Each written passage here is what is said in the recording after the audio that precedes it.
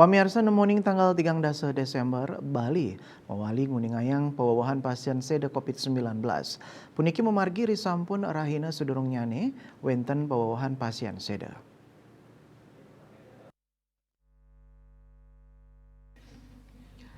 Pawawahan kasus kauningin mungguh ringsor limang diri, raris wilangan pasien kenak ngelangkungin wilangan kasus harian inggih punike dasan diri. Kauningin wenten petang diri sanikeni pengelola COVID-19. Dados nyane katah wilangan kasus COVID-19 ring Bali langkungan 107 talian diri. Pinih akeh rauh saking Denpasar antuk kali diri miwah Jembrane saha Gianyar suang-suang wantah adiri.